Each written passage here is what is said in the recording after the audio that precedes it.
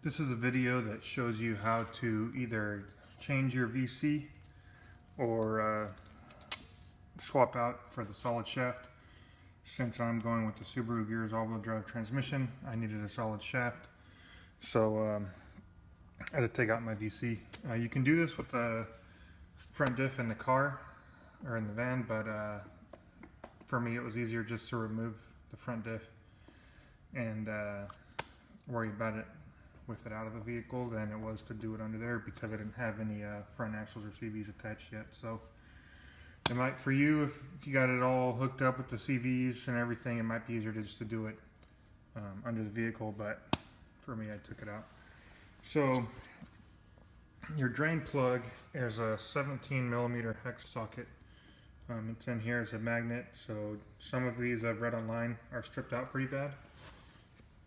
So if you want to check your nut before you try and loosen it, it's probably a good idea, as well as clean out all the grime in each one of the corners, just so that way your socket, 17mm socket, Allen wrench, whatever, can seat in there fully.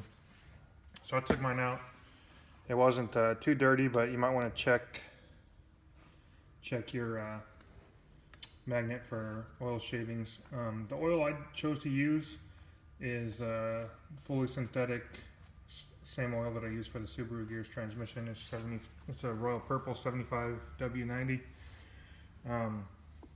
Some people have the theory that any old GL5 oil that you can get at like Tractor Supply or any local hardware shop is actually better. It doesn't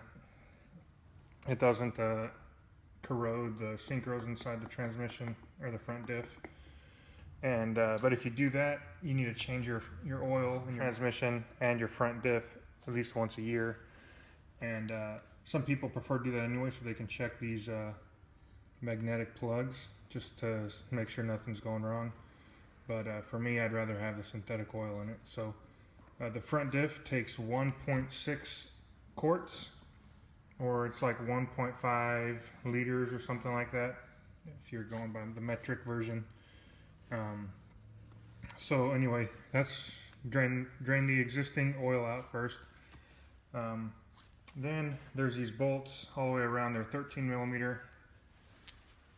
So I went ahead and loosened those off, and you can see the solid shaft is already on there, but the VC is basically sitting on this same exact location, just it's a VC instead of a solid shaft. If you look, this little ring, if you are changing the VC, make sure you don't lose this, because it's going to need to be placed on top like that if you want to reinstall another VC or a rebuilt VC or whatever. But solid shaft, you don't need that. So it's actually easier, I found, if you're doing a solid shaft, to place the solid shaft on the bearing first, and then when you lift it up, and on mine you can kind of notice this little indentation perfectly matches up with here, but just keep in mind these two bolt holes go on the opposite side of the drain plug. So if yours doesn't have that little indentation already, so then you just slide on the solid shaft, and I'm actually going to put some oil resistant sealer or gasket sealer around it. It didn't look like there was a gasket on it to begin with, so I don't know what the Bentley says, or I don't know what. Then you just tighten everything back up and you put the thing back in. So that's how you change it up.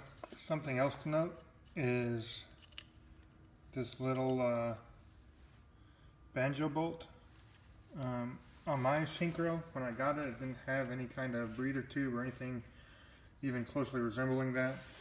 Luckily on my other Syncro, I'm doing a Subaru Gears transmission on that one as well, so I didn't need the original breather tube for the original transmission on that one.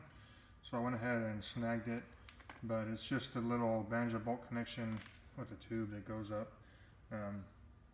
The original tube went all the way back to the engine compartment, and the outlet from the tube was higher than the motor. I'm just going to run mine up kind of up by the radiator, just have it as high as I can get. This one, this is, like I said, this is the original rear transmission breather tube, but I'm just going to use it, fashion it into breather tube for the front diff on this. So it took me a while to figure out how to, took me a while to figure out what this was, and I ended up having to just ask the Vanagon owners community, and that's just all I need to know. So.